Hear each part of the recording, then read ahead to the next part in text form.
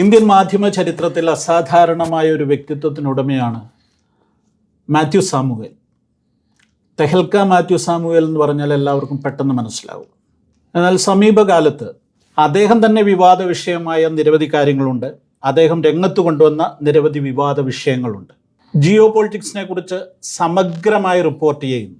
അതോടൊപ്പം തന്നെ ഇന്ത്യയുടെ സാമൂഹ്യ അന്തരീക്ഷത്തിലുണ്ടാകുന്ന മാറ്റങ്ങൾ, രാഷ്ട്രീയ രംഗത്തുണ്ടാകുന്ന മാറ്റങ്ങൾ എല്ലാം വളരെ ശ്രദ്ധാപൂർവം മനസ്സിലാക്കുകയും അനലൈസ് ചെയ്യുകയും കൃത്യമായ വിവരണങ്ങൾ നൽകി മാധ്യമരംഗത്ത് ഒരത്ഭുതമായി മാറിയിരിക്കുന്നു അദ്ദേഹം എന്നുള്ളതിന് സംശയമൊന്നുമില്ല. അദ്ദേഹത്തോടൊപ്പം ഞങ്ങൾ ചിലർ ഒന്നിച്ചിരുന്ന് സംസാരിക്കുവാൻ പോവുകയാണ്. ഞങ്ങളെ ഒന്ന് പരിചയപ്പെടുത്തുന്നതിൽ സന്തോഷമുണ്ട്. KN റസൽ സാർ ക്രൈസ്തവ ചിന്താ പത്രത്തിൻ്റെ ചീഫ് എഡിറ്ററാണ്. ദീർഘവർഷങ്ങളുടെ ക്രൈസ്തവ മാധ്യമ രംഗത്തുള്ള പ്രവർത്തന പരിചയം അദ്ദേഹത്തിനുണ്ട്. ഡോക്ടർ ബാബു ജോൺ ഹാർവസ്റ്റ് മിനിസ്ട്രിയുടെ ഡയറക്ടറാണ്. ശ്രീ അച്ചൻകുഞ്ഞലന്തൂർ മരിപ്പച്ച ക്രൈസ്തവ പ്രസിദ്ധീകരണത്തിൻ്റെ ചീഫ് എഡിറ്ററാണ്.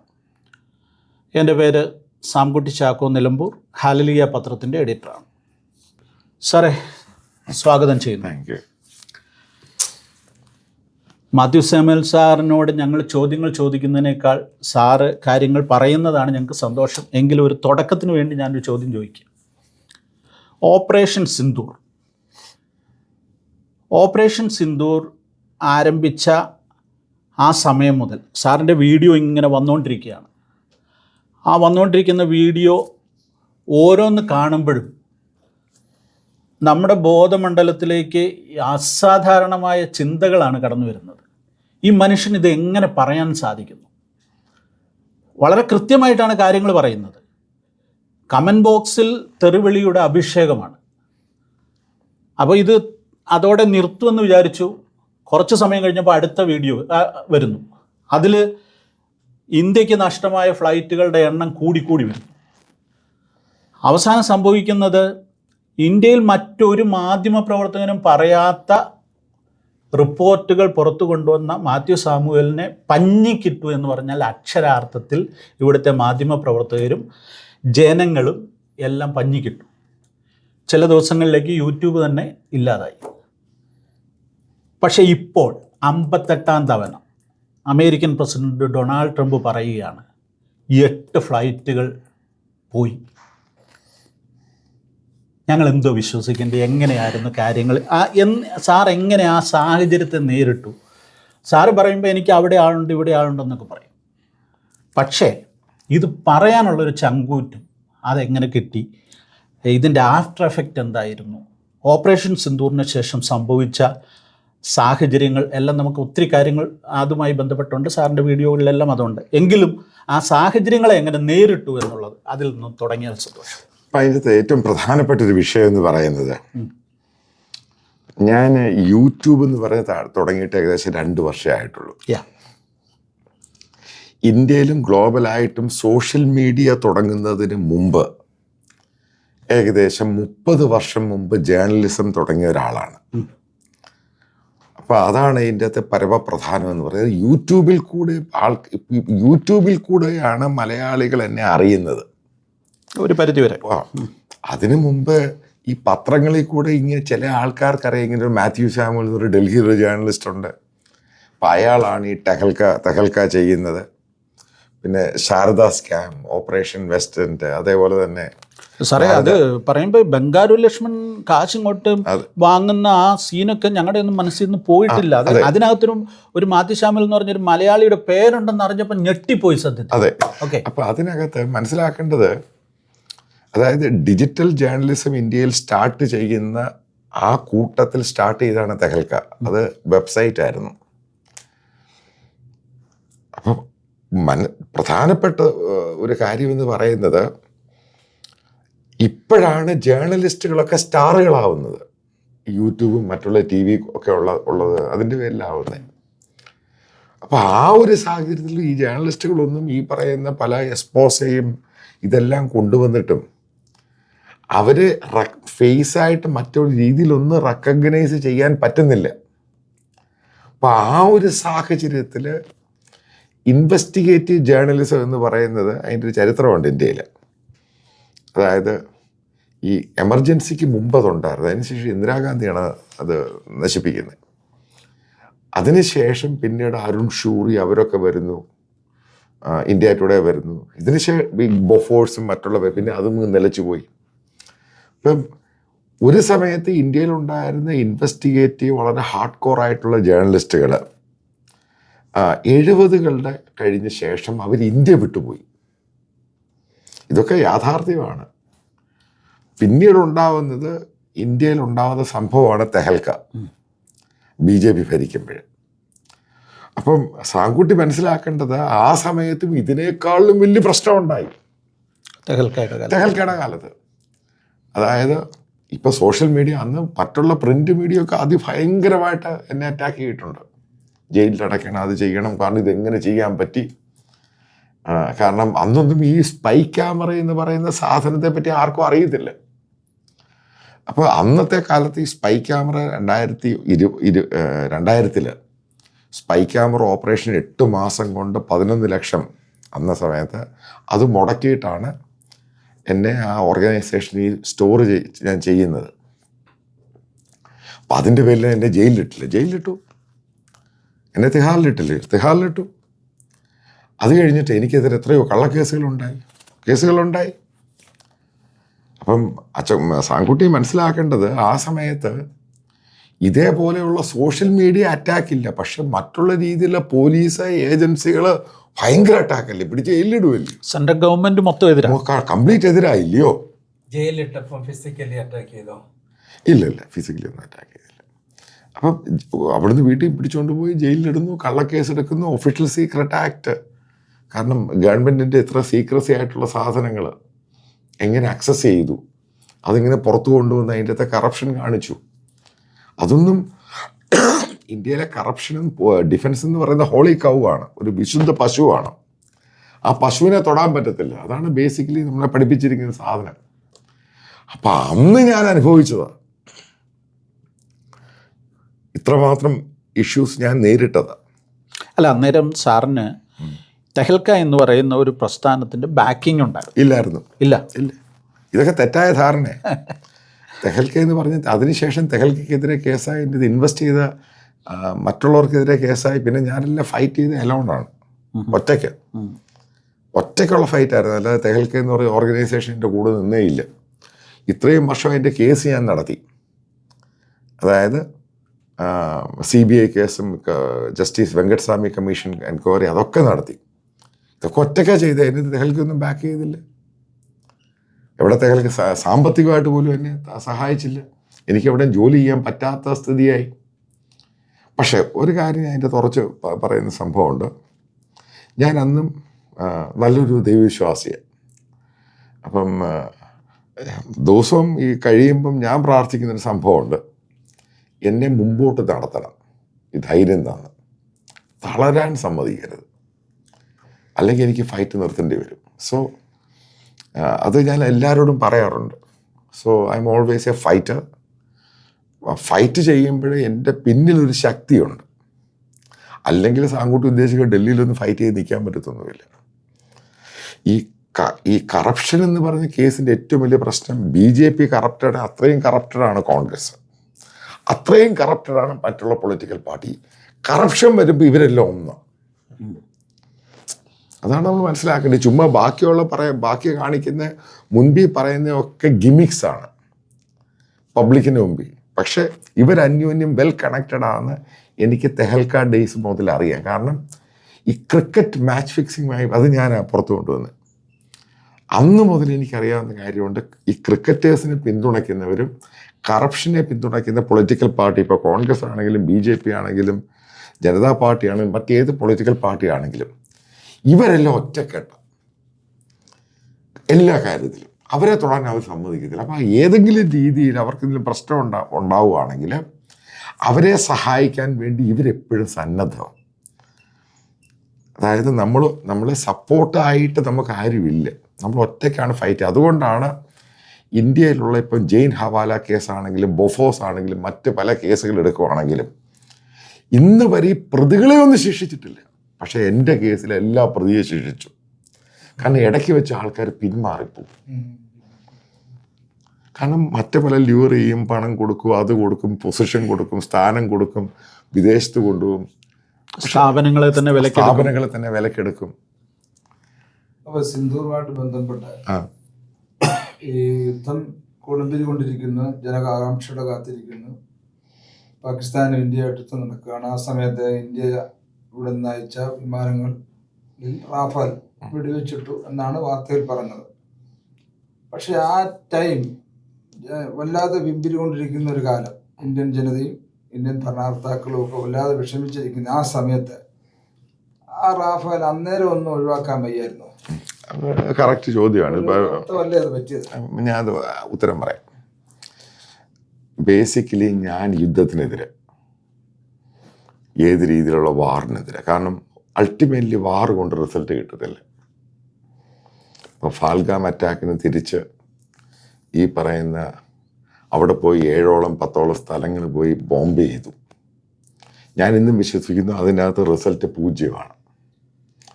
വേറെ ടാക്റ്റിക്കലായിട്ടുള്ള രീതികളാണ് നമുക്ക് ആവശ്യം. അത് ഇന്ത്യ നേരത്തെയും ചെയ്തിട്ടുണ്ട്. ഇപ്പോൾ ബാലാക്കോട്ട് എന്ന് പറഞ്ഞ സംഭവം, അതിനകത്ത് നമ്മൾ അൾട്ടിമേറ്റായിട്ട് കാൽക്കുലേറ്റ് ചെയ്യുമ്പോൾ അവിടെയും നമുക്ക് നഷ്ടമാണ് ഉണ്ടായേക്കുന്നത്. ഒരു കാരണം സാറ് മനസ്സിലാക്കണി, അങ്ങോട്ട് പോയാൽ ഇങ്ങോട്ട് വരും.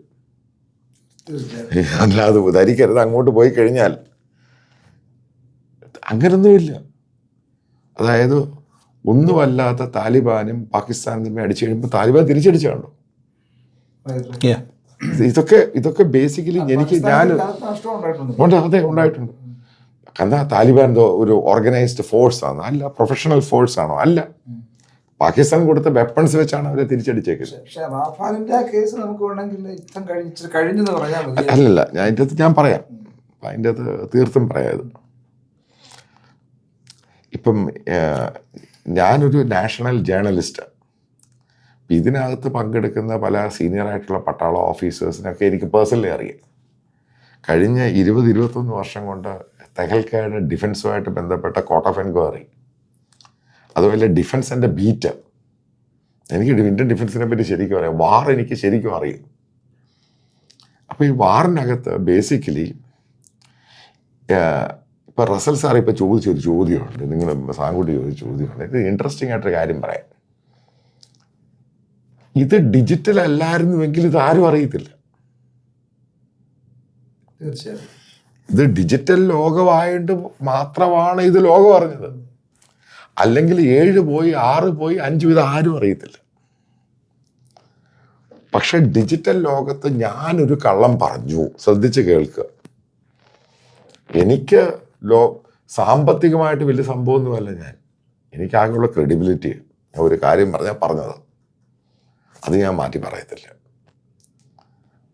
പറയേണ്ട സമയം ഇതാണോ അല്ലയോ എന്നുള്ളതൊക്കെ അത് ഗവൺമെൻറ് ഇപ്പോൾ ആസ് എ ജേർണലിസ്റ്റ് ഒരു കോൺഫ്ലിക്റ്റ് ഉണ്ടാവുകയാണെങ്കിൽ ഗവൺമെൻറ് നേരത്തെ ഒരു മെമ്മോ കൊടുക്കും. പത്രങ്ങൾക്കും പ്രസ് ഇൻഫർമേഷൻ ബ്യൂറോ അത് മെമ്മോ കൊടുക്കും.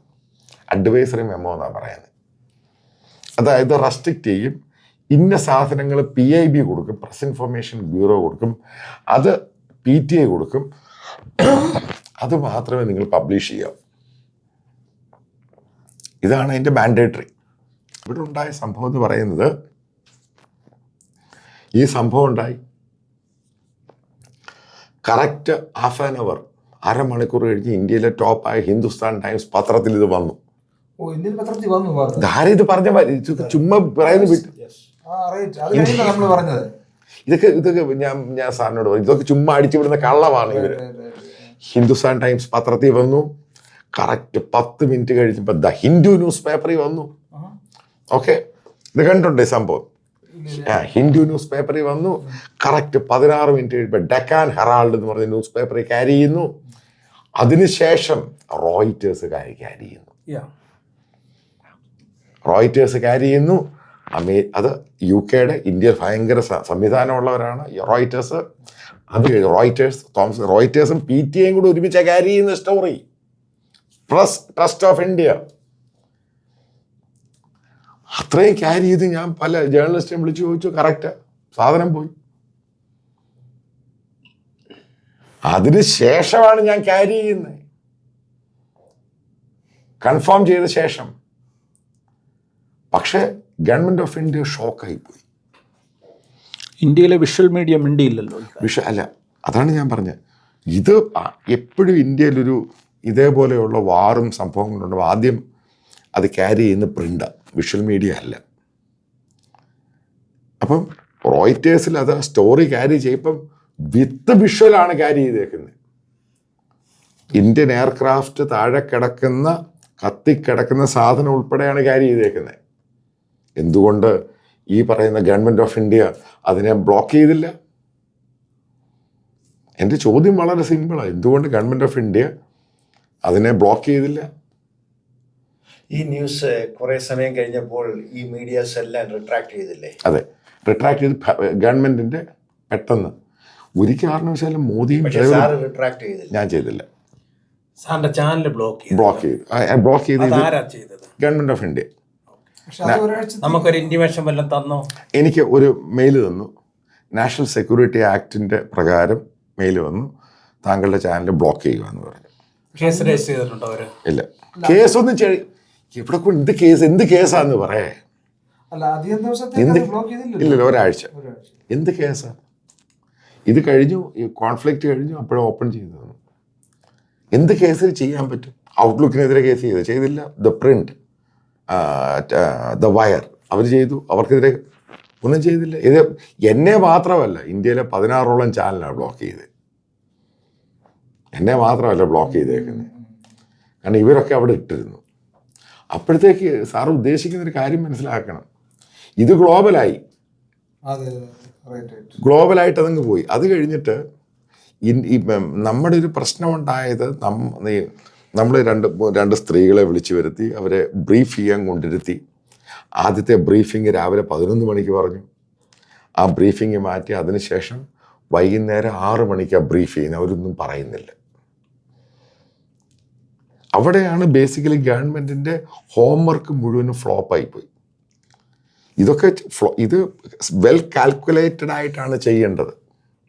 ലോകം മുഴുവനും പോയി, എന്നിട്ട് ഗവൺമെൻറ് എന്തിനെ ഡിഫെൻഡ് ചെയ്യും? അവസാനം എന്താ? ആരെ കോട്ട് ചെയ്താണ് CNN അടിക്കുന്നത്? ഫ്രഞ്ച് കമ്പനി റഫേലിൻ്റെ സീനിയർ ഉദ്യോഗസ്ഥൻ പറഞ്ഞു പോയി. പത്രസമ്മേളനത്തിലും അവസാനം ഉദ്യോഗസ്ഥന്മാർ പറഞ്ഞു വാറാണെങ്കിൽ വിമാനങ്ങളൊക്കെ പോകും എന്ന് പറഞ്ഞു. കറക്റ്റായിട്ട് ഉത്തരം അവർ പറഞ്ഞില്ല. അതിൽ നിന്ന് മനസ്സിലാകുന്നുണ്ട്. പിന്നെ ഞാൻ ഉദ്ദേശിച്ചൊരു സംഭവമുണ്ട്. അപ്പോൾ ഇന്ത്യ പഴയ ഇന്ത്യയല്ല, ഇന്ത്യ മാറി.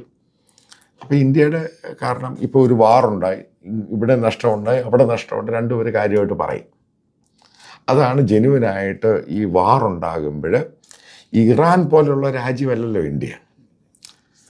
കാരണം ഇസ്ലാമിക രാജ്യമൊന്നും അല്ലല്ലോ. ഇപ്പോൾ ഇന്ത്യ എന്ന് പറയുന്നത് ഇന്ത്യ പാകിസ്ഥാൻ, അപ്പോൾ ഇന്ത്യ ചൈന വാർ. അപ്പോൾ ഇന്ത്യ ചൈനയുമായിട്ടുള്ള കോൺഫ്ലിക്റ്റിൽ നമ്മുടെ 22 ജവാന്മാർ കൊല്ലപ്പെട്ട് കഴിയുമ്പോൾ ഇന്ത്യ ഗവൺമെൻറ് കറക്റ്റായിട്ട് പറഞ്ഞു ഇത്ര പേര് ഇഞ്ചുവേർഡായി, ഇത്ര പേര് കൊല്ലപ്പെട്ടു. അപ്പോഴും ചൈന പറയുന്നില്ല. അപ്പം എൻ്റെ ധാരണ എന്തുവാ, ഇപ്പോൾ ഗവൺമെൻറ് ഓഫ് ഇന്ത്യയുടെ സ്റ്റാൻഡ് കറക്റ്റ്. ഇപ്പോൾ അമേരിക്ക വാറിൽ പങ്കെടുക്കുന്നു, അവർ എക്സാക്റ്റായിട്ട് പറയും അവർക്ക് എത്ര വെപ്പൺസ് പോയി, എന്തൊക്കെ നഷ്ടപ്പെട്ടു. ഇസ്രായേലും പറയും. അതേപോലെയാണ് ഇന്ത്യ. പക്ഷേ ഇതിനകത്ത് ആദ്യം ഇപ്പോഴും ഗവൺമെൻറ് ഓഫ് ഇന്ത്യക്ക് അഡ്മിറ്റ് ചെയ്യാൻ പറ്റിയിട്ടില്ല. ഇപ്പോഴും അവർ കൃത്യമായിട്ട് പറഞ്ഞിട്ടില്ല. കാരണം പൊളിറ്റിക്കലായിട്ടുള്ള ലക്ഷ്യങ്ങളുള്ളത് കൊണ്ടാണ് ചെയ്യാൻ പറ്റാത്തത്. പൊളിറ്റിക്കലല്ല, ബേസിക്കലി ഇപ്പം ഇന്ദിരാഗാന്ധിക്ക് ശേഷം ഇവർ ഏറ്റവും കൂടുതൽ കോൺഗ്രസിനെ കുറ്റം പറഞ്ഞത് ഇന്ദിരാഗാന്ധി പലയിടത്ത് സറണ്ടർ ചെയ്ത്, നെഹ്റുവാണ് വലിയ പ്രശ്നം, അതാണ് വലിയ പ്രശ്നം. എന്നിട്ട് BJP ഭരണത്തിൽ വന്ന ശേഷം, അതായത് മോദിയുടെ തേർഡ് ടൈമിൽ ഇങ്ങനൊരു ഇഷ്യൂ പെട്ടെന്ന് ചടാപടാന്ന് കയറി പറഞ്ഞു. അപ്പം ഇന്ത്യയുടെ ആർമിയുടെ combined defence chief Anil Chauhan, അപ്പം അദ്ദേഹം തന്നെ പറഞ്ഞു ചില തെറ്റുകളുണ്ടായി. അദ്ദേഹം പറഞ്ഞില്ലേ, സിംഗപ്പൂർ വെച്ച് പറഞ്ഞില്ലേ, തെറ്റുകളുണ്ടായി, ഞങ്ങളത് റെക്ടിഫൈ ചെയ്യാൻ ഞങ്ങൾക്ക് 2 ദിവസം എടുക്കേണ്ടി വന്നു, എന്നിട്ട് ഞങ്ങൾ ഫയർ ചെയ്തു. അതേപോലെ ഇന്ത്യൻ ആർമിയുടെ ഡിഫൻസ് അറ്റാച്ച് ഉണ്ട് ഇന്തോനേഷ്യ, അദ്ദേഹം പറഞ്ഞു പൊളിറ്റിക്കൽ ഡിസിഷൻ ശരിയായില്ല. കാരണം ഒരു കോൺഫ്ലിക്റ്റ് വന്ന നേരത്ത് റെസ്ട്രിക്ഷൻ കൊടുക്കരുത്. അത് ഇവിടെ ഞാൻ പറയുന്ന ലോകത്ത് മുഴുവൻ അതാ സംഭവം. കാരണം നിന്നെ ഫയർ ചെയ്യാൻ നിൽക്കും. ഇത്രയും അവരുടെ എയർക്രാഫ്റ്റ്, അതായത് ഇത്രമാത്രം എയറിൽ വെച്ച് ഡോഗ് ഫൈറ്റ് വന്ന സമയത്ത് അവൻ ഡോഗ് ഫൈറ്റ് എന്ന് പറഞ്ഞാൽ എയറിലാണ് സംഭവം നടക്കുന്നത്. ഒന്നില്ലേ നീ അടിക്കണം, അല്ലെ അവൻ അടിക്കണം. ആദ്യം അവരടിക്കുന്നത് അവൻ ജയിച്ചു. നീ അടിച്ചിട്ട് അവനെ അടിക്കാൻ നിൽക്കാൻ പറ്റത്തില്ല. അത് കഴിഞ്ഞ് ഗ്ലോബൽ മീഡിയ മുഴുവനും ഇന്ത്യയുടെ ഈ ഡോഗ് ഫൈറ്റ്, അതുമായി ബന്ധപ്പെട്ട ഇന്ത്യയുടെ ഫെയിലിയർ ഓരോന്നായിട്ട് പറയാൻ തുടങ്ങി. ഇന്ത്യ പട്ടാളത്തിന് ഭയങ്കര പ്രശ്നമായില്ലേ അത്? കാരണം ഇന്ത്യൻ ഡിഫൻസ് എന്ന് പറയുന്ന മൈറ്റി ഡിഫൻസ് ഫോഴ്സ്. എൻ്റെ കുടുംബത്തിൻ്റെ 2-3 ജനറേഷൻ മുഴുവൻ ഡിഫൻസിലാണ്. എൻ്റെ ഫാദർ ഡിഫൻസ് സിവിലിയനായിരുന്നു, എൻ്റെ ഗ്രാൻഡ് ഫാദർ ഡിഫൻസിലാണ്. അപ്പോൾ ആ ഒരു ഇതുള്ള ഒരു ഫാമിലിയിൽ നിന്ന് നമുക്കൊന്നും ഇത് അക്സെപ്റ്റ് ചെയ്യാൻ പറ്റത്തില്ല. ശരിക്കും ട്രംപ് ഇടപെട്ടുകൊണ്ടല്ലേ ഈ യുദ്ധം തീർന്നത്? 100%. നമ്മുടെ ദുരഭിമാനം കൊണ്ട് നമ്മൾ സംഭവിക്കുന്നില്ല. അതെ അതെ. ഇത് ബേസിക്കലി അവിടെയാണ് മോദിയുമായിട്ട് ട്രംപ് ഉടക്കായത്. അവസാനം ഈ നൂർ ഖാൻ എന്ന് പറഞ്ഞ പാകിസ്ഥാൻ്റെ ബേസ് ഉണ്ട്. അത് ന്യൂക്ലിയർ ബേസ്. ഇന്ത്യക്ക് വേണ്ടിയാണ് അമേരിക്ക ഇടപെട്ട് ആ ന്യൂക്ലിയർ ബേസ് അമേരിക്കൻ ഡിഫൻസ് കോൺട്രാക്ടേഴ്സിൻ്റെ കസ്റ്റഡിയിൽ ഇന്ത്യയാണ് ഇടപെട്ടത്. എന്തുകൊണ്ട് ഇന്ത്യ ഇടപെട്ടത്? ഇന്ത്യ ഭയങ്കരമായിട്ട് പറഞ്ഞാൽ ഇവൻ്റെ ഈ പറയുന്ന ഇസ്ലാമിക രാജ്യം 4-5 പ്രാവശ്യം അവിടെ ടെററിസ്റ്റുകൾ ആ ന്യൂക്ലിയർ ബോംബ് എടുക്കാൻ ശ്രമിച്ചു. അപ്പം ഇന്ത്യ ഗവൺമെൻറ് ഇടപെട്ടിട്ട് അമേരിക്കയെ കൊണ്ട് നിർബന്ധിപ്പിച്ചിട്ട് അമേരിക്കൻ ഡിഫൻസ് കോൺട്രാക്ടേഴ്സ് അതിൻ്റെ ചുറ്റും ഇരിക്കുന്നത് അവരുടെ കയ്യിലാണ്. അതായത് പാകിസ്ഥാൻ്റെ കയ്യിലല്ല അതിൻ്റെ ബട്ടൺ. അതാണ് നൂർ ഖാൻ എന്ന് പറയുന്നത്. അപ്പം അവിടെയാണ് ഇത് വെച്ചിരിക്കുന്നത്. അത് ബേസിക്കലി പാകിസ്ഥാൻ്റെ ഒരു ഫൈറ്റർ എയർക്രാഫ്റ്റ് ഇല്ല, ട്രാൻസ്പോർട്ട് എയർക്രാഫ്റ്റ് മാത്രമേ ഉള്ളൂ. അപ്പം അവിടെ ഇന്ത്യ ബോംബ് ചെയ്ത് കഴിയുമ്പോൾ അമേരിക്കയ്ക്ക് പിടികിട്ടി ഗെയിം പിച്ച് മാറും. കാരണം അവൻ തിരിച്ചു കൊണ്ട് ബോംബ് ചെയ്യും. അപ്പോൾ അമേരിക്കൻ JD വാൻസ് ഇടപെടുന്നു പെട്ടെന്ന്. പിന്നെ അതേപോലെ തന്നെ ഇന്ത്യക്കും പ്രശ്നമുണ്ടായി. കാരണം ഇന്ത്യയുടെ ഏകദേശം 20ഓളം എയർപോർട്ടുകൾ അടച്ചുപോയി ബോർഡറിലുള്ള. അപ്പം ഇന്ത്യയും പാകിസ്ഥാനും ഭയങ്കര വ്യത്യാസമുണ്ട്. ഇന്ത്യ എന്ന് പറയുന്നത് വലിയൊരു രാജ്യമാണ്, ഇത്ര വലിയ എക്കോണമിയാണ്. പാകിസ്ഥാൻ എന്താ എക്കോണമി? പെട്ടെന്ന് അടയ്ക്കുകയും ഇന്ത്യയുടെ സാമ്പത്തിക പ്രശ്നങ്ങളെ ബാധിക്കുകയും ചെയ്തു കഴിഞ്ഞപ്പോൾ ഇന്ത്യയുടെയും കൂടെ ഒരു ഡിമാൻഡായിരുന്നു സീസ് ഫയർ. പാകിസ്ഥാൻ്റെ ഡിമാൻഡായിരുന്നു. കാരണം വേണ്ട അമേരിക്ക പിന്നെ രണ്ടും കൽപ്പിച്ച് പറഞ്ഞു സീസ് ഫയർ വന്നിരിക്കണം. അതിൻ്റെ പേരിൽ ട്രംപ് എപ്പോഴും പറയുന്നത്, അതായത് ടാരിഫും അതൊക്കെ സത്യമായത്. അല്ലെങ്കിൽ പുള്ളി ആവർത്തിക്കത്തില്ല. ഇല്ല ഇത്രയും ആവർത്തിക്കത്തില്ല. ഈ പറയുന്ന ബേസിക്കലി അതിനകത്ത് ഇന്ത്യൻ പ്രധാനമന്ത്രിക്ക് ഈസി ആയിട്ട് മാറാൻ പറഞ്ഞു. പല രാജ്യങ്ങളും ശ്രമിച്ചു, അമേരിക്ക ശ്രമിച്ചു. അതിൻ്റെ പേരിലാണ് ഞങ്ങളൊരു സീസ് ഫയർ വന്ന് ഒരൊറ്റ വാക്കിൽ സുഹൃത്ത് രാജ്യങ്ങളുടെ ഞങ്ങൾ ചെയ്തു. അവസാനം പാകിസ്ഥാൻ പറഞ്ഞിട്ടാണ് ഞങ്ങൾ ചെയ്തതെന്ന് പറഞ്ഞ ഒറ്റ വാക്കിൽ നിർത്തിയാൽ തീരാവുന്ന ഒരു ഇഷ്യൂ ആണ് ഇത്രയും വഷളായി കൊണ്ടുപോയത്. ഇപ്പം ലോകം മുഴുവൻ പറന്നു നടന്നിരുന്ന നമ്മുടെ പ്രധാനമന്ത്രി നരേന്ദ്രമോദി ഇപ്പോൾ എങ്ങും പോകാതെ ഇതിൻ്റെ ഞാൻ പല വീഡിയോയിലും പറയുന്നു, ഓപ്പറേഷൻ സിന്ദൂറിന് മുമ്പും അതിന് ശേഷവും 2 ഡിപ്ലോമസിയാണ് ഇന്ത്യയുടെ. അമേരിക്കൻ പ്രസിഡന്റിന്റെ പ്രഷർ വന്നെന്ന് അംഗീകരിക്കാൻ കഴിയാത്തൊരു പൊളിറ്റിക്കൽ ഡോക്ട്രിനുണ്ട്. കാരണം വേറൊരു മൂന്നാം രാജ്യത്തെ ഇന്ത്യയുടെ ഈ ബോർഡർ ഇഷ്യൂസിൽ കൈകടത്താൻ അനുവദിക്കില്ല എന്നുള്ള അതൊരു പൊളിറ്റിക്കൽ ഇഷ്യൂ. അത് ഇപ്പോൾ മോഡി സമ്മതിച്ചു കൊടുത്താൽ ആകെപ്പാടെ തളർന്നു പോകുന്നൊരു അന്തരീക്ഷമാണ് അല്ല ബേസിക്കലി അത് കൊടുത്തേ മതിയാവത്തുള്ളൂ. അപ്പം ഈ ചൈന ഈ പാകിസ്ഥാനുമായിട്ട് നമ്മളിപ്പോൾ പാകിസ്ഥാനുമായിട്ട് മിണ്ടാത്തൊരു രാജ്യമാണ്. നമ്മളത് സംസാരിക്കാറേയില്ല. എപ്പോഴും director general of military operation എല്ലാ ദിവസവും സംസാരിക്കാറുണ്ട് ഇന്ത്യ പാകിസ്ഥാൻ, അതുപോലെ സംസാരിക്കുന്നില്ല. പിന്നെ എങ്ങനെ പെട്ടെന്ന് വിളിച്ച് സംസാരിച്ചിട്ട് മാറി നിൽക്കുന്നത്? രാഹുൽ ഗാന്ധിയുടെ ഒരു വലിയ വിമർശകനായിരുന്നു മാത്യു സാമുവൽ സാർ. പക്ഷേ ഇപ്പം അദ്ദേഹത്തിൻ്റെ ഈ 3ാം ഘട്ട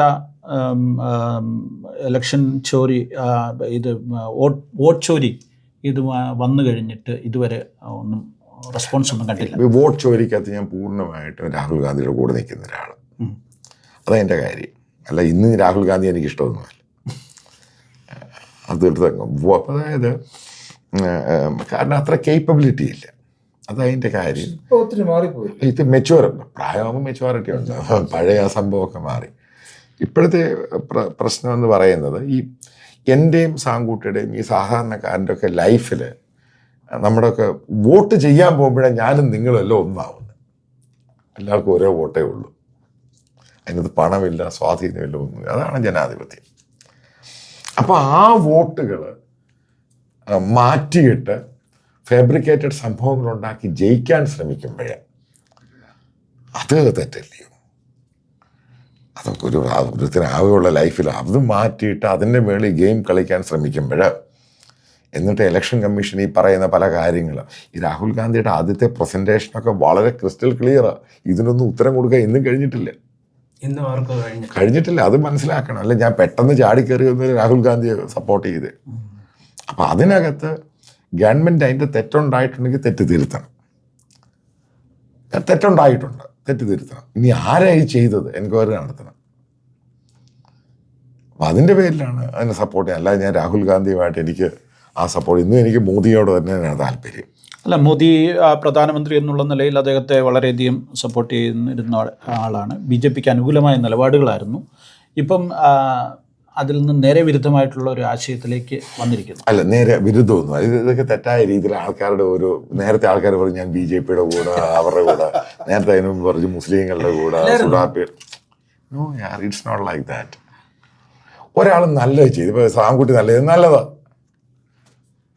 ഇദ്ദേഹം മോശവാദം. It's called journalism. ഞാൻ ഈ പാർട്ടിയുടെ ഫണ്ടും മേടിച്ച് ഒരാളുമായിട്ട് നടക്കുന്ന ആളല്ല. അതിന് വേറെ ആൾക്കാരുണ്ട്, അവർ ചെയ്യട്ടെ. നമ്മുടെ പഴയ കേസുകളുമായിട്ട് ബന്ധപ്പെട്ട ഏതാണ്ടൊരു അഡ്ജസ്റ്റ്മെന്റ് നിങ്ങളെ തമ്മിൽ ആര്? എൻ്റെ കേസുകളെല്ലാം കോടതി കിടക്കും. BJPക്ക് എന്ത് ചെയ്യാൻ പറ്റും? BJPക്ക് എന്ത് ചെയ്യാൻ പറ്റും? ഇപ്പോൾ ഇന്നലെ ഈ ദിവസങ്ങളുണ്ടായ ഒരു സംഭവവികാസം അറിയാമല്ലോ. ക്രൈസ്തവ ഇന്ത്യയുടെ അവാർഡ് ദാനമായിട്ട് ബന്ധപ്പെട്ടാണ് മധുശാഖൻ സാർ കൊച്ചിയിൽ വന്നത്. മീഡിയ വൺ ടെലിവിഷൻ, ആ പേരിട്ട് തന്നെ ഞാൻ പറയുകയാണ്, അവരുടെ ഓൺലൈൻ പത്രത്തിൽ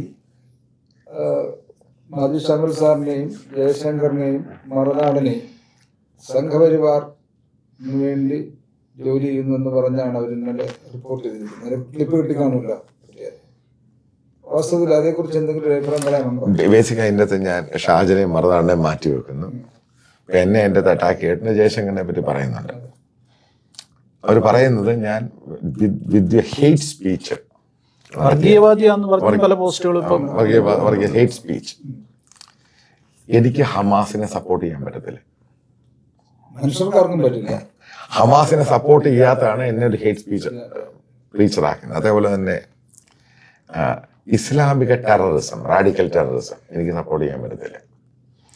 എൻ്റെ രാജ്യമായ ഇന്ത്യയെ പല ഭാഗങ്ങളാക്കണം, ഇസ്ലാമിക രാജ്യമാക്കണം, എനിക്ക് സപ്പോർട്ട് ചെയ്യാൻ പറ്റത്തില്ല. അതിന് സപ്പോർട്ട് ചെയ്യുന്ന ആൾക്കാരുണ്ട്. അവരാണ് ഇവർ ഉദ്ദേശിക്കുന്ന സെക്യുലർ ബന്ധം. ജമാഅത്ത് ഇസ്ലാമി എന്ന് പറഞ്ഞൊരു ഓർഗനൈസേഷൻ, അതായത് ഇന്ത്യയിൽ മാത്രമല്ല ബംഗ്ലാദേശിൽ പോലും ലോകത്തെവിടെ ഉണ്ടായിട്ടുണ്ട്, അവരെല്ലാം അവരുടെ അജണ്ട എന്ന് പറയുന്നത് ഇസ്ലാമൈസേഷനാണ് അവരുടെ ഉദ്ദേശം. അതിന്റെ ഭാഗമായിട്ടാണ് മീഡിയ വണ്ണും മാധ്യമവും ഈ ആൾക്കാരെല്ലാം കൂടി. നമ്മൾ പൊളിറ്റിക്കൽ ഇസ്ലാം എന്ന് പറയുമ്പോൾ സ്റ്റഡി ചെയ്ത് മനസ്സിലാക്കേണ്ട സംഭവം, അതിന്റെ ഭാഗമാണ് ഇവര്.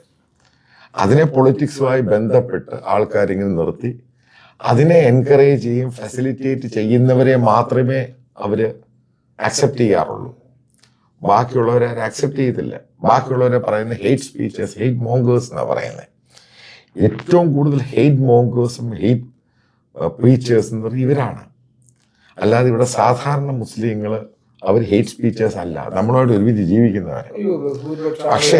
പക്ഷേ ഈ പറയുന്ന ആൾക്കാരെ ഞാൻ പൂർണ്ണമായിട്ട് വിമർശിക്കുന്ന ഒരാളാണ്. ഈ പറയുന്ന ഹമാസിനെയും ഇസ്ലാമിക ടെററിസം, ISISനെ സപ്പോർട്ട് ചെയ്യുന്നവരാണ് അവര്. അൽ ഖൈദയെ സപ്പോർട്ട് ചെയ്യുന്നവരാണ്. താലിബാന്റെ കൂടെ നേരത്തെ വളരെ ക്രൂരമായിട്ട് കാബൂളിൽ നടന്ന സംഭവം, അതിനെ സപ്പോർട്ട് ചെയ്തവരാണ്. അതിനെ വിസ്മയമായിട്ട് പറഞ്ഞവരാണ്. ഓക്കെ, അപ്പൊ അതിനെയാണോ സാറ് പറയുന്നത് ഞാൻ സപ്പോർട്ട് ചെയ്യാൻ? ഇല്ല, അതിനെ സപ്പോർട്ട് ചെയ്തില്ലെങ്കിൽ സാറ് ഇസ്ലാമോഫോബിയ കൊണ്ട് കിടക്കുന്ന ആളാ. അതാണ് അവരുടെ ഭാഷ്യം. അത് നമ്മുടെ ക്രൈസ്തവ ഒരു പോസ്റ്റ് പോലെ എടുത്ത് അവരെ പത്രത്തിനകത്ത് അതേപോലെ കൊടുത്തിരുന്നു. അല്ല അതുകൊണ്ടാണ് ഞാൻ പറയുന്നത്. ഇപ്പം ഇതിനകത്ത് ജയശങ്കറിന് മറുപടിയല്ല, പുള്ളി മറുപടി പറഞ്ഞോളൂ. ഇതിനകത്ത് എനിക്ക് ബേസിക്കലി എന്നോട് മറുപടി പറയാൻ താല്പര്യമൊന്നുമില്ല. ഇത് ബേസിക്കലി ബേസ്ലെസ്. കാരണം ഇതിനകത്ത് യാതൊരു അർത്ഥവുമില്ല. അവർക്കൊരു ഗിമിക്സ് ഉണ്ടാക്കണം, ഒരു ഇഷ്യൂ കിട്ടി, അതിൻ്റെ പേര് എന്നല്ലാതെ ഇതിനകത്ത് ഞാനൊന്നും കാണുന്നൊന്നുമില്ല. കാരണം എനിക്കറിയാം ഞാനൊരു ഹെയ്റ്റ് മോങ്കറോ ഹെയ്റ്റ് സ്പീക്കറോ പ്രീച്ചറോ ഒന്നുമല്ല. So I believe secular India, ഗ്ലോബലായിട്ട് നമുക്കെല്ലാം പ്ലൂറൽ സൊസൈറ്റിയിലാണ് ജീവിക്കുന്നത്. അവർക്ക് അവരുടെ വിശ്വാസം, എനിക്ക് എൻ്റെ വിശ്വാസം. അപ്പം ആ വിശ്വാസത്തെ എല്ലാം തകർത്ത് ഇവിടെ ഇസ്ലാം മാത്രമേ പാടുള്ളൂ, അതിനോട് യോജിപ്പില്ല. ഈ അടുത്ത കാലത്തായിട്ട് സാർ കുറച്ചേറെ അന്വേഷണങ്ങൾ നടത്തി ആദിവാസി ക്രൈസ്തവ ന്യൂനപക്ഷങ്ങളുടെ മുന്നേറ്റവും അതിലോട്ട് ഈ ആദിവാസികളൊക്കെ കൺവേർട്ട് ചെയ്തു വരുന്നത്, അത് വിപ്ലവകരമായ ഒരു മാറ്റമായിട്ടാണ് സാർ വിശേഷിപ്പിക്കുന്നത്. അതെ. എന്തുകൊണ്ടാണ് എൻ്റെ ഞാൻ പറഞ്ഞതാണോ അതോ റിയാലിറ്റി? ഫൈൻഡിങ്സിനെ കുറിച്ച് ബേസിക്കലി ഞാൻ ഈ കൺവേർഷന് എതിരിക്കുന്ന ഒരാളാണ്. മത കൺവേർഷന് ഒരാൾക്ക് ഇഷ്ടമുള്ളിടത്ത് പോകാതെ ഇഷ്ടം. അതാ പറഞ്ഞ ഒരാൾക്ക് ഇഷ്ടമുള്ളത് ഫൈൻ. ഒരാൾ ല്യൂർ ചെയ്ത് പണം കൊടുത്ത് സ്വാധീനിച്ച് കൺവേർട്ടേഴ്സ് കംപ്ലീറ്റ്ലി അഗേൻസ്റ്റ്. പക്ഷേ ഞാൻ ഇന്ത്യയിലെ ദളിത് ആദിവാസികളെ കഴിഞ്ഞ എത്രയോ വർഷമായിട്ട് വളരെ നേരിട്ട് കാണുന്നയാളാണ്, സഞ്ചരിക്കുന്ന ആൾ. അപ്പം ഞാൻ അവരെ സപ്പോർട്ട് ചെയ്യുന്ന ഒരാളാണ്. അതായത് വളരെ വോയിസ് ഇല്ലാത്തവരവർ. അപ്പോൾ വോയിസ് ഇല്ലാത്തവർക്ക് വോയിസ്ലെസ് ആയിട്ടുള്ള ഒരു കമ്മ്യൂണിറ്റി എപ്പോഴും എൻ്റെ ഒരു ഇന്റേണൽ ജേർണലിസത്തിൻ്റെ പാർട്ടായിട്ട് അവരെ സപ്പോർട്ട് ചെയ്യുന്നുണ്ട്. അപ്പം ഞാൻ മനസ്സിലാക്കിയെടുത്തോളം ഇന്ത്യയിലെ ഈ ജാതി ഡിസ്ക്രിമിനേഷൻ ഇങ്ങനെയുള്ള സംഭവം, അതിനകത്ത് ക്രിസ്ത്യൻ മിഷണറീസ് കൊടുത്ത കോൺട്രിബ്യൂഷൻ ഭയങ്കരം. അതായത് അവർക്ക് ഒരു കമ്മ്യൂണിറ്റിയെ കൊടുത്തു, അവർക്ക് എഡ്യൂക്കേഷൻ കൊടുത്തു, അവർക്ക് ഹെൽത്ത് കൊടുത്തു, അവർക്കൊരു ഫ്യൂച്ചർ കൊടുത്തു, അവർക്ക് ജാതിപരമായിട്ട് അവർ എവിടെ ആ ചിന്താഗതി ഐസൊലേഷൻ മാറ്റിക്കൊടുത്തു, കമ്മ്യൂണിറ്റിയെ കൊടുത്തു, കമ്മ്യൂണിറ്റി ബിൽഡപ്പ് ചെയ്തു. അതുകൊണ്ട് ഈ പറയുന്ന ക്രിസ്ത്യൻ കമ്മ്യൂണിറ്റി ചെയ്യുന്നതിനെ ഞാൻ സപ്പോർട്ട് ചെയ്യുന്ന ഒരാളാണ്. കാരണം ഗവൺമെൻറ് ഫെയിലിയർ, ഗവൺമെൻറ്റിനെ കൊണ്ട് ചെയ്യാൻ പറ്റുന്നില്ല, എത്തിപ്പെടാൻ പറ്റുന്നില്ല. അപ്പം അവിടെ പോയി ഇത് ചെയ്യുന്നു, അത് എന്നെ കൊണ്ട് പറ്റുന്നില്ല, മറ്റുള്ളവർ ചെയ്യുന്നു. അതിൻ്റെ പേരിൽ അവരെ പള്ളി അടിച്ച് തകർക്കുക, അവരെ ഉപദ്രവിക്കുക, അവരെ ചെയ്യുക, അത് ചെയ്യുക, ഇത് ചെയ്യുക, അതിനെ ഞാൻ ഒപ്പോസ് ചെയ്യും. അത് തെറ്റാ. അതായത് അവന് ഒരിടത്ത് പോയിരുന്ന് പ്രാർത്ഥിക്കാൻ പറ്റുന്ന, എന്നാൽ അവനെ അമ്പലത്തിൽ അവിടെ കയറ്റുന്ന, എന്നാൽ അവനെ എന്നിട്ട് സമൂഹത്തിൽ കൊണ്ടുപോവാ, നിന്നെ കൂടെ അക്സെപ്റ്റ് ചെയ്യുക. അത് ചെയ്യുന്നില്ല. അതായത് അതങ്ങ് പച്ച മലയാളം പള്ളി പറഞ്ഞാൽ മതി. അത് പണ്ടൊക്കെ ചെയ്തു.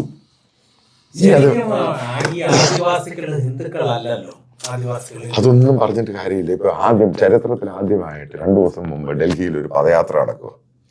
സനാതന ധർമ്മ യൂണിറ്റി ഓഫ് ഹിന്ദു. കണ്ടോ? അത് ഒരു വലിയ നടക്കാനുണ്ടായ കാരണം എന്തോ? ഇന്നാണ് പിടികിട്ടിയത്. ചരിത്രത്തിൽ ആദ്യമായിട്ട് RSSനെ ബാൻ ചെയ്യണം ദളിതുകാർ മുമ്പ് കയറുന്നു. അതാണ് പേടി, അതാണ് ഭയം. ആ ഭയമാണ് ഇതിനൊക്കെ കാരണം. അതിന്റെ കാരണമായിട്ടാണ് ഈ പറയുന്നൊരു മൂവ്മെന്റ്, റാലി പെട്ടെന്ന് സ്റ്റാർട്ട് ചെയ്തേക്കുന്നത്.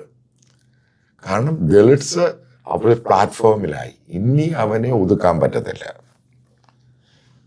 അപ്പം ഒതുക്കാൻ പറ്റാത്തതിന്റെ കാര്യം, അവന് എഡ്യൂക്കേഷൻ കിട്ടി, മീൻ കൊടുത്തില്ല, മീൻ പിടിക്കാൻ പഠിപ്പിച്ചു. എഡ്യൂക്കേഷൻ കിട്ടി, അവൻ്റെ ലൈഫ് സ്റ്റൈൽ മാറി, അവന് കുട്ടികൾക്ക് എഡ്യൂക്കേഷൻ കിട്ടി, അവന് ഹെൽത്ത് കിട്ടി, അവന് ബോധമായി. നേരത്തെ അവന് കൂലി ചോദിക്കാൻ പോലും കഴിവില്ലായിരുന്നു, ഇന്ന് അവന് കൂലി ചോദിക്കാൻ പറ്റും, അവന് ഇഷ്ടമുള്ളത് ജോലി ചെയ്യാൻ പറ്റും, അവന് ആഹാരം കിട്ടി. ഒരു കാര്യം, പട്ടിണി മാറി, അവൻ്റെ ലൈഫ് സ്റ്റൈൽ മാറി, അവന് എഡ്യൂക്കേഷൻ കിട്ടി, അവൻ പ്രതികരിക്കാൻ തുടങ്ങി. ആ പ്രതികരണം വന്നു കഴിയുമ്പോൾ സനാതന ധർമ്മം എടുത്തുകൊണ്ട് മുന്നോട്ട് വന്നേക്കുക. ആ പ്രതികരണമാണ് ഇവരുടെ ഉള്ളിൽ ഭയം. ആ ഭയമാണ് ഈ കാണുന്ന ഡ്രാമ മുഴുവനും, അല്ല വേറൊന്നുമല്ല. ഈ ആദിവാസികൾ വിഭാഗങ്ങളോടുള്ള സ്നേഹവും അനുകമ്പയും അവരുടെ മനസ്സിലും കൊണ്ടാണോ അവരെ സിവിൽ സർവീസ് ലേക്ക് കൊണ്ടുവന്ന് പഠിപ്പിച്ച് അവരെ അപ്പൊ വലിയ മാറ്റമില്ല. ഇപ്പം നമുക്ക് IAS IPS കൊണ്ടായി കഴിഞ്ഞ മാറ്റം വലിയ മാറ്റം അതിനുവേണ്ടി ശ്രമിച്ചു. അതുകൊണ്ടാണ് അവരോട് ഉറപ്പായിട്ടും അവരോട് ആ സ്നേഹം കൊണ്ടാണ് ശ്രമിച്ചത്. പക്ഷെ അത് ജയിച്ചില്ല. അപ്പൊ അത് വിജയിച്ചില്ല. കാരണം സപ്പോർട്ട് ചെയ്യാൻ ആരുമില്ലായിരുന്നു. കാരണം ഗുജറാത്തിൽ പോയി അന്ന് സാങ്കുട്ടി ഉണ്ടായിരുന്നു. സാങ്കുട്ടി സാങ്കുട്ടി അന്ന് നമ്മളന്ന് പോയ വ്യാര ആ സൂററ്റ് എന്ന് പറയുന്ന സ്ഥലം നമ്മൾ 20 വർഷമായി അല്ലയോ. അന്ന് ഇന്ന് ആ സ്ഥലം എന്ന് പറയാൻ കംപ്ലീറ്റ് മാറി. എല്ലാം ട്രൈബലാണ് കൺവേർട്ട് ചെയ്തേക്കുന്നത്. ആരാ മാറ്റിയത്? ഏറ്റവും നല്ല കൃഷിക്കാർ അവിടുത്തുകാരായി. ആ അല്ല എവിടെ മാറിയത്? ഉറപ്പായിട്ടും മലയാളികളാണ് ഈ ചർച്ചകളെല്ലാം പ്ലാൻ ചെയ്തേക്കുന്നത്. ഇപ്പം നേറ്റീവ് ചർച്ച ഇത് ഇന്ത്യയില് ഒറീസയില് കാണാൻ പറ്റത്തില്ല. കാണാൻ പറ്റും. മറ്റ് ഛത്തീസ്ഗഡിൽ കാണാൻ പറ്റില്ല. കാണാൻ പറ്റും. മുന്നോക്ക ജനവിഭാഗങ്ങളുടെ പുറകിൽ നിൽക്കുന്ന ആളുകൾ അവരുടെ മുമ്പിലോട്ട് കയറിപ്പോയി. ഇതാണ് ബേസിക്കലി ഇങ്ങനെ ഒരു പ്രശ്നം ഉണ്ടാകാൻ കാരണം. ഇതേപോലെ അവരങ്ങ് അലയട്ടായി. ഇനി ഇവരൊന്നും അലയട്ടായിട്ട് കാര്യമൊന്നും ഇവരെ കൊണ്ടൊന്ന് നിശ്ചയിച്ചാൽ ഇതൊന്നും പിടിച്ചു കിട്ടി നടക്കത്തൊന്നുമില്ല. അവരുടെ ഒക്കെ മുകളിലായി. അല്ലെങ്കിൽ നമ്മളിപ്പം ചില ആൾക്കാരെ ഇൻഫോം ചെയ്തു അവരുടെ ചർച്ചകൾ അറ്റാക്ക് ചെയ്യാൻ. നമ്മുടെ അംബേദ്കറൈറ്റ്സ് ആണ് കാവല് നിൽക്കുന്നത് വടിയും കൊണ്ട്. ഭീം ആർമി കാവല് നിൽക്കുന്നത്. ആരാ ഉണ്ടാക്കിയെടുത്തത്? എന്താ ജ്യോതി ശർമ്മ അവിടെ പോയി ഒളിച്ചോടി പേടിച്ചിട്ട്. സ്ത്രീയോടെ പോയി പേടിച്ചിട്ട് ഓടി. കാരണം അവരുടെ മോനെ ട്രാക്ക് ചെയ്യാൻ തുടങ്ങി. ഇന്ത്യയിലെ ദളിറ്റ്സ് മോശമൊന്നും അല്ല, ചുമ്മാ ധാരണയാ. അതേപോലെ തന്നെ മഹാരാഷ്ട്രയില് ദളിറ്റ്സ് ഭയങ്കര സ്ട്രോങ്ങാ. കർണാടക എന്താ മിണ്ടുന്നില്ലല്ലോ. അതിന്റെ പേരിലാണ് അവസാനം BJPയുടെ പഴയ പ്രസിഡന്റ് രാംനാഥ് കോവിന്ദ് RSSന്റെ ആ ഒരു മീറ്റിംഗിൽ പറഞ്ഞത് മനുസ്മൃതി അല്ല ഇന്ത്യയുടെ സ്മൃതി, അംബേദ്കർ സ്മൃതിയാണ്. പേടിച്ചു. മനുസ്മൃതി അല്ല എന്ന് പറയാം. ആ രീതിയിലോട്ട് RSS പേടിച്ചു പോയി. കാരണം ഇന്ത്യയിലെ ദളിറ്റ്സിനെയും ആദിവാസികളെ ഇനിയും നിങ്ങൾക്ക് പഴയ പോലെ ചവിട്ടാൻ പറ്റത്തില്ല. അതുകൊണ്ടാണ് നമ്മുടെ ഈ ഡോക്ടർ പൽപുവിന്റെ കാലത്ത് ഈഴവ കമ്മ്യൂണിറ്റിയിലുള്ളവർ കൂട്ടമായിട്ട് ക്രിസ്ത്യാനിറ്റിയിലേക്ക് വന്നതാണ്. ഒത്തിരി പേര് വരികയും ചെയ്തു, പിന്നെ അതിന് സ്റ്റോപ്പ് ചെയ്യുകയും ചെയ്തു. സാറേ വേറൊരു കാര്യം, ഇപ്പം ഈ ഇന്ത്യയിൽ ക്രിസ്ത്യാനിറ്റിയുടെ വളർച്ചയെക്കുറിച്ച് ഇത്രയും സമഗ്രമായിട്ട് റിപ്പോർട്ടുകൾ പുറത്തുവിട്ട ഒരാൾ മാത്യുസ്വാമി സാർ. നേരത്തെ ഈ RSSും അല്ലെങ്കിൽ മറ്റ് ഈ തീവ്ര ഹൈന്ദവ സംഘടനകളും അവരുടെ ഹാൻഡിലുകളെല്ലാം ഇതിങ്ങനെ പറഞ്ഞുകൊണ്ടേയിരുന്നു, ഇവിടെ എല്ലാം ക്രിസ്ത്യാനികളാക്കുന്നു അല്ലെങ്കിൽ പറഞ്ഞുകൊണ്ടിരുന്നു. പക്ഷെ അതിനൊരു ഇത് സത്യമാണെന്നുള്ള ഒരു ബോധ്യത്തിലേക്ക് എത്തിച്ചത് മാത്യുസ്വാമി സാറിൻ്റെ വീഡിയോകളാണ്. നിരവധി വീഡിയോകൾ.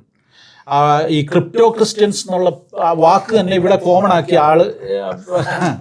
അപ്പം സാറിൻ്റെ ഒരു വീഡിയോ പറയുന്നത് ഈ തമിഴ്നാട്ടിൽ 60% പേര് ക്രിപ്റ്റോ ക്രിസ്ത്യൻസ് ആണ്, ആന്ധ്രാപ്രദേശിൽ അങ്ങനെയാണ്, തെലുങ്കാനാട്ടിൽ അങ്ങനെയാണ്. സാറേ ഇതിങ്ങനെ പറയുമ്പോഴത്തേനും ഇവർ ഭയപ്പെട്ടു പോകത്തില്ലേ? പേടിക്കട്ടെ. അതിന്റെ അറ്റാക്ക് ചെയ്യുമ്പോൾ പേടിക്കട്ടെ. പേടിക്കാൻ വേണ്ടി തന്നെ ഇതേപോലെ കാത്തലിക്സ് പള്ളിയിലെ പല അച്ഛന്മാർ എനിക്കറിയാം, അവർ പറഞ്ഞു, ഒത്തിരി ബന്ധുക്കോസ് പാസ്റ്റർമാർ പറഞ്ഞു, നിങ്ങളിത് പറഞ്ഞ് ശരിയായില്ല, അതിൻ്റെ പേരിൽ ഞാൻ അടി കിട്ടുന്നതെന്ന്. ഞാൻ പറഞ്ഞു അടി കിട്ടുന്നൊക്കെ അവിടെ കിട്ടട്ടെ, അത് കിട്ടും. ബേസിക്കലി ഒരു ജേർണലിസ്റ്റിന്റെ ജോലി എന്തുവാ? ഞാൻ ഹൈഡ് ചെയ്യണം? ഈ ഫൈറ്റർ പോയ കാര്യം ഞാൻ ഹൈഡ് ചെയ്തേയില്ല പറഞ്ഞു. ഒരു ജേർണലിസ്റ്റിന്റെ ജോലി ഒരു സുവിശേഷന്റെ ജോലി അല്ല. ഞാൻ പറഞ്ഞുതരാം. ബേസിക്കലി മറ്റ് പല മലയാളികൾക്കും പിടികിട്ടി ഇവിടെയൊക്കെ മാറ്റങ്ങൾ ഉണ്ടായിട്ടുണ്ട്. അല്ലെങ്കിൽ ആൾക്കാർക്ക് അറിയത്തില്ല ഇത് എന്തോ സംഭവിക്കുന്നത്. ഇതിനകത്ത് മൾട്ടിപ്പിൾ ഫാക്ടേഴ്സ് ഉണ്ട്, ഒരെണ്ണം മാത്രമല്ല. ആരെങ്കിലും വിചാരിച്ചോ പഞ്ചാബിൽ ഇത്രയും തലക്കെട്ട് സർദാർമാര് മാറുമെന്ന് വിചാരിച്ചോ? വിപ്ലവകരം. അതേപോലെ തമിഴ്നാട്, ഈ തമിഴ്നാടെന്ന് പറഞ്ഞ മാറിയ മാറ്റം നമ്മളിവിടെ കാണുന്ന വര പോലും കുറഞ്ഞു. തമിഴ്നാട്ടിലൊക്കെ മെഗാ ചർച്ച 1 or 2 ആണോ, മുക്കിന് ചർച്ചകളാണ്, മെഗാ ചർച്ചകൾ.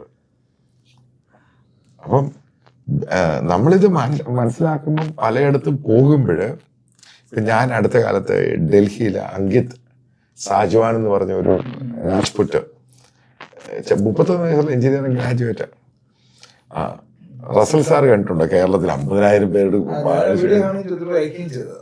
ഡൽഹിയിലാണ് ഞാൻ ഈ പറയുന്നത്, വേറെ എവിടെയല്ല പറയുന്നത്. ഭയങ്കര ഡൽഹിയിലെ കാര്യം പറയുന്നത്. അതും RSSന്റെ ഏറ്റവും ശക്തമായ ഛത്രപൂർ, ഏറ്റവും ശക്ത RSSന്റെ ക്യാമ്പുകളൊക്കെ നടക്കുന്ന നാഷണൽ ക്യാമ്പ് എല്ലാം നടക്കുന്ന ഛത്രപൂരില്. ഏറ്റവും കൂടുതൽ സ്വാമിമാരും ആൾദൈവങ്ങളുള്ള സ്ഥലമാണ് ഈ ഛത്രപൂർ. അവിടെയാണ് ഈ സംഭവം ഉണ്ടായത്. അപ്പൊ ക്രൈസ്തവ സഭയുടെ ചരിത്രം ഇവിടെ ആവർത്തിക്കപ്പെടുകയാണ്. അടി എത്ര കൊള്ളുന്നോ അതിനനുസരിച്ച് ചർച്ച കൊള്ളുന്നു. ഈ അടിയും പിടിയും ഒക്കെ ഇതിൻ്റെ അകത്ത് ആവശ്യമായിരുന്നു. ഇതോടുകൂടിയാണ് ഇവരും ഇവരും നമ്മൾ പല രീതിയിലുള്ള റിട്ടാലിയേഷൻ പരിപാടിയെ പറ്റിയൊന്നും ഞാൻ പറയുന്നില്ല, കാരണം that is not good actually. എല്ലാം പീസ്ഫുൾ ആയിട്ട് പോകണമെന്ന് ആഗ്രഹിക്കുന്ന ഒരാളാണ് ഞാൻ. പക്ഷെ ഇതിന്റെ പേരിൽ ഇവിടെ ഈ പറയുന്ന ഗേൾസ് എല്ലാം കൂടെ കൺസോളിഡേറ്റ് ചെയ്തു. അതിന്റെ ആവശ്യം ഇവരാണ് ഉണ്ടാക്കി കൊടുത്തത്. അവസാനം കുറച്ച് ബജറാങ്കള് ഇറങ്ങി അവിടെ ഗേൾസ് എല്ലാം കൂടെ കാണാം. പിന്നെ അവിടെ പൊളിറ്റിക്സിൽ മാറ്റം ഉണ്ടാവും. ഉണ്ടായി. അതാണ് ഉണ്ടായത്. കാരണം ഇവരെല്ലാം BJPക്ക് വോട്ട് ചെയ്യുന്നവരാ. അവസാനം പോലീസ് സ്റ്റേഷന്റെ അകത്ത് കയറി ഇന്ന് വരെ റസൽ സാർ കേട്ടിട്ടുണ്ട് ഏതെങ്കിലും ബന്ധകോസുകാരൻ കയറി അവിടെ വർഷിപ്പ് നടത്തിയെന്ന്? ഛത്തീസ്ഗഡിൽ സംഭവിച്ചു. ഇന്ന് വരെ കേട്ടിട്ടുണ്ട്, ചരിത്രത്തിൽ വരെ കേട്ടിട്ടുണ്ട് ഇന്ത്യയില് ഏതെങ്കിലും പോലീസ് സ്റ്റേഷൻ്റെ അകത്ത് ഞായറാഴ്ച വർഷിപ്പ് നടത്തിയെന്ന്. So that is A change. കാരണം അവര് അതിനെ നേരിടാൻ തയ്യാറായി. ഇനി വേണ്ട, അതാ പറയുക, ഇനഫ് ഈസ് ഇനഫ്, ഇനി വേണ്ട. അല്ലെ പോലീസ് സ്റ്റേഷനിൽ പല പിന്നെ പറഞ്ഞു ഇനി അടുത്ത ആഴ്ച നടന്നില്ല എങ്കിൽ കലക്ടറിന്റെ ഓഫീസിലായിരിക്കും ആരാധന. പിന്നെ പേടിച്ചു. കേസുകളുമായി ബന്ധപ്പെട്ട് സുപ്രീം കോടതി വളരെ അനുകൂലമായ പല നിലപാടുകളെ ഇന്ത്യൻ ഭരണഘടന എന്ന് പറയുന്നത് ചിലപ്പോൾ ഞാൻ പറയും ലോകത്ത് ഇതേപോലെ നല്ലൊരു ഭരണഘടന എവിടെയില്ല.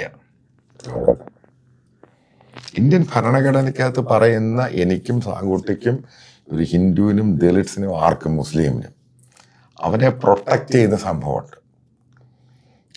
ഈ പറയുന്ന സംഭവങ്ങളൊന്നും പല സ്റ്റേറ്റ് ഗവൺമെന്റ് പല ബില്ലുകളും ഇവിടെയൊക്കെ തോട്ടി ചെയ്ത് ദൂരെ കളയും. ഇതിനൊന്നും ഒരു സാധുതയില്ല. എത്ര പേരെയാണ് പിടിച്ചകത്തിട്ടേക്കുന്നത്, എത്ര പേരെ. കാരണം ഞാൻ ഡൽഹി ക്യാപിറ്റൽ സിറ്റിയിലായത് എനിക്ക് ഇപ്പോൾ ഡേറ്റ കിട്ടും. എത്ര പേര്, ഒരു ജബ്ബാർ ഖാൻ, ഒരു ബ്രദറൻ, ഒരു വേർപാട്, അയാളുടെ വീടെല്ലാം കൂടെ പൊളിച്ച് ദൂരെ കളഞ്ഞു. പക്ഷെ അയാൾ കുലുങ്ങിയില്ല. ഇവരെവിടൊക്കെ പോയി പ്രശ്നം ഉണ്ടാക്കുക അവിടെയൊക്കെ വലിയ ഇരട്ടിയാവുക. ഇപ്പോഴാണ് ഇവർക്ക് പിടികിട്ടിയത്. ഇന്ന് കസ്റ്റഡി അവരുടെ കൈ നിൽക്കുന്ന സമയത്ത് 2 കന്യാസ്ത്രീകളെ പാവം പിടിച്ച ഇവരുമായിട്ട് യാതൊരു ബന്ധവുമില്ല, ഒരു കൺവേർഷനായിട്ട് ബന്ധമില്ല.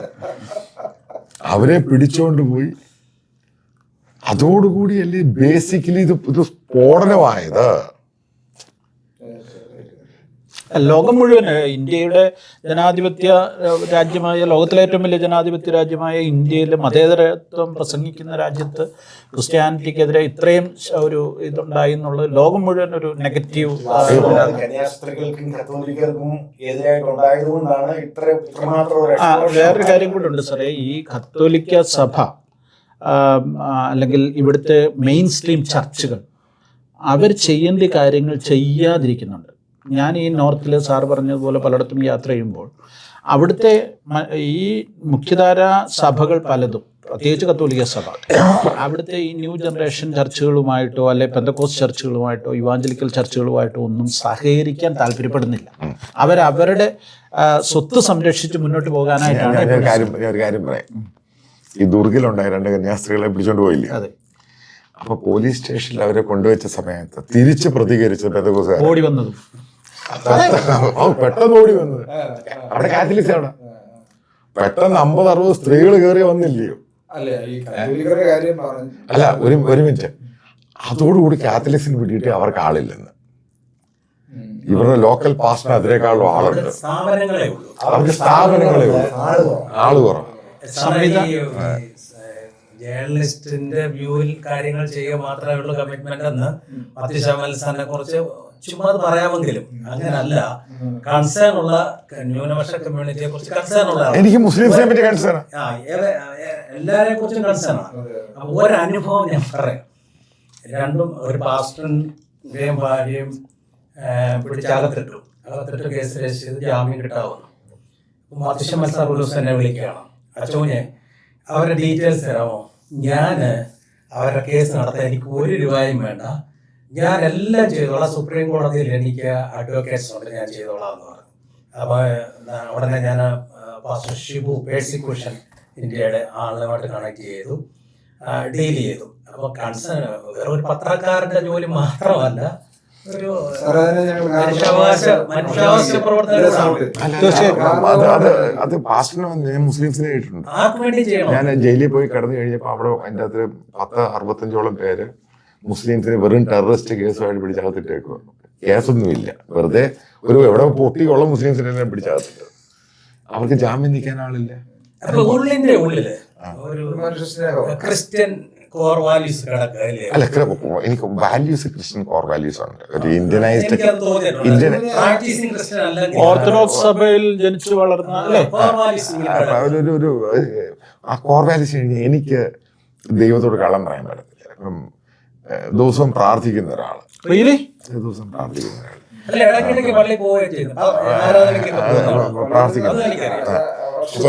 അതെ, ഞാനല്ല, എനിക്ക് അങ്ങനൊന്നുമില്ല. ഞാൻ എല്ലായിടത്തും പോകും. എനിക്ക് ഇന്ന സഭയെന്നോ ഇന്ന സഭയെന്നൊന്നുമില്ല. So I am a believer of Jesus, follower of Jesus. Okay. അപ്പം അതിനകത്ത് എനിക്ക് ഒരു മതത്തെയോ ഒന്നിനെ തള്ളി പറയാനും പറ്റത്തില്ല. സോ അതാ ഞാൻ പറഞ്ഞത്, ഞാൻ ഇന്ത്യനൈസ്ഡ് ക്രിസ്ത്യനാണ്, അല്ലാതെ ഞാൻ American Cristiano British Cristiano. Christ is my Xavier. I believe in Christ. അപ്പം അതിനകത്ത് നാച്ചുറലായിട്ട് സഫർ ചെയ്യുന്ന ഒരു കമ്മ്യൂണിറ്റിയെ കാണുമ്പോഴും ഇൻഡിവിജ്വലിനെ കാണുമ്പോഴും അത് പെയിൻഫുള്ളാണ്. So we have to respond it. അല്ലാതെ ഇഗ്നോർ ചെയ്ത് പോകാൻ പറ്റത്തില്ല. അപ്പം ഞാനൊരു പരിശുദ്ധനോ മഹോന്നതോ ഒന്നും അല്ല. സിമ്പിളായിട്ട് എന്നെ കൊണ്ട് എന്ത് ചെയ്യാൻ പറ്റും. അപ്പോൾ നാച്ചുറലായിട്ട് ആ രീതിയിൽ നമ്മൾ അവരെ ഹെൽപ്പ് ചെയ്യാൻ ശ്രമിക്കുക. അപ്പം as usually you might be knowing that I am A influenced journalist. ഈ കേരളത്തിലെ ക്രിസ്ത്യൻസിനെ കുറിച്ച് വളരെ ഡീപ്പായിട്ട്, എസ്പെഷ്യലി സിറിയൻ ക്രിസ്ത്യൻസിന്റെ ആ ഇൻഫ്രാസ്ട്രക്ചറിനെ കുറിച്ചും സംഭവിക്കുന്ന വ്യതിയാനങ്ങളെ കുറിച്ചും ദീർഘവർഷങ്ങളായിട്ട് സാർ ഗവേഷണങ്ങൾ നടത്തിയിട്ടുണ്ട്. ഞാനത് ആ സ്റ്റഡീസ് ശ്രദ്ധിച്ചിട്ടുണ്ട്.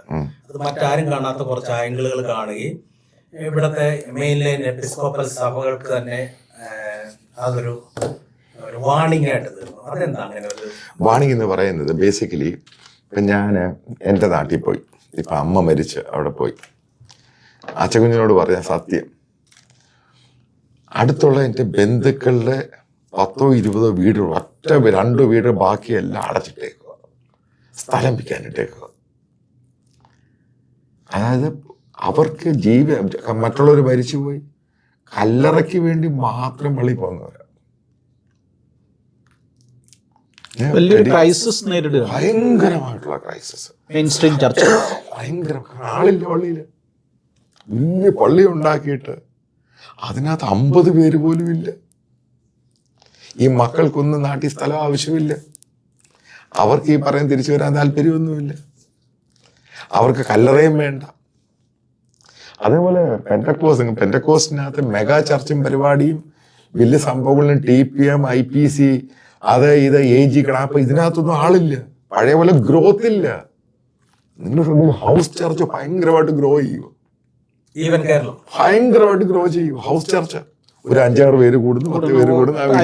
വേറെ കാര്യമൊന്നും വേറെ പല വിശ്വാസികളാണ്. പേര് മെമ്പർഷിപ്പ് മെയിൻ സ്ട്രീം ചർച്ചിൽ, മെയിൻ സ്ട്രീം. അവരവിടെ ഇരിക്കുന്നു, അവിടെ പ്രാർത്ഥിക്കുന്നു. ഇത് ഞാനിത് സ്റ്റഡി ചെയ്ത് ഇപ്പൊ മനസ്സിലാക്കിയത്. അത് ഗ്രോ ചെയ്യുക. കാരണം അവർക്ക് അതിന് പാസ്റ്റായിട്ട് പഠിക്കണം എന്നൊന്നുമില്ല. ഒരാൾക്ക് ബൈബിളിനെ പറ്റി കുറച്ച് കാര്യങ്ങളൊക്കെ അറിയാം. ഇത് ഭയങ്കര വളരെ ഇതായിട്ടുള്ള കാര്യമാണ്. ഇതിങ്ങനെ പറഞ്ഞു കൊടുത്താൽ പിന്നെ ഇതിങ്ങനെ സാർ ഇതിങ്ങനെ പറഞ്ഞാൽ ഇത് വലിയ അപകടത്തിലേക്കാണ് പോകുന്നത്. അപ്പം ഇത് ബേസിക്കലി അതിനകത്തിരിക്കുന്നു. അതുമല്ല, ഇഷ്ടം പോലെ ഈ ന്യൂ ജനറേഷൻ പത്തനാട് ഇപ്പൊ തങ്കുവിന്റെ ഒരു ചർച്ച ഉണ്ടായിരുന്നു. അതിനകത്ത് പൊട്ടിപ്പൊളിഞ്ഞ് എല്ലാം പോയി. ഇതായി എന്തുവാ ഈ ഹൗസ് ചർച്ചായി. എന്റെ ബന്ധുക്കൾ മുഴുവൻ ബന്ധുക്കോസിൽ പോയി. അവരെല്ലാം ഹൗസ് ചർച്ചാണ്. അവര് ബിലീവേഴ്സ്. സാറിന്റെ ഫാമിലി ആയിട്ട് ബന്ധപ്പെട്ട കാര്യം കൂടെ ഒന്ന് പറഞ്ഞിട്ട് പിന്നെ നമുക്കിത് അവസാനിപ്പിക്കാം. മദർ സിക്കായിരുന്നു കഴിഞ്ഞ ദിവസമാണ്. മദർ സിക്കായിരുന്നു. മദർ 77 വയസ്സായിരുന്നു. ഒരു വളരെ വർഷങ്ങളായിട്ട് ക്രോണിക് ഡയബറ്റിക്സും പാർക്കിൻസൺസ് ഇതുണ്ടായിരുന്നു. പിന്നെ അതേപോലെ തന്നെ അൽഷീമേഴ്സ് ഉണ്ടായിരുന്നു. ഡൽഹി വെച്ചായിരുന്നു ഇതൊക്കെ വരുന്നത്. അതിനുശേഷം ഞാനിങ്ങനെ തിരിച്ച് നാട്ടിൽ കൊണ്ടുവന്നു. പിന്നെ കൊണ്ടുവന്ന് ആദ്യം 2 പേരെ ഹോം നേഴ്സിനെ വെച്ച് ഞാൻ ഡൽഹിയിൽ നിന്ന് തിരിച്ചു വന്ന് കുറച്ച് നാൾ 1.5 വർഷം താമസിച്ചു. കാരണം അമ്മയെ നോക്കി, കാരണം എന്നെ ഇത്രയും ആക്കിയതല്ലേ. പിന്നെ അത് കഴിഞ്ഞപ്പോഴത്തേക്ക് 4-5 പ്രാവശ്യം വീട് വിട്ട് പോയി, ആരോടും പറയാതെ. അത് 4-5 പ്രാവശ്യം ഞാൻ പോലീസ് സ്റ്റേഷനിൽ പോയി കംപ്ലൈൻ്റ് ഒക്കെ ചെയ്തു.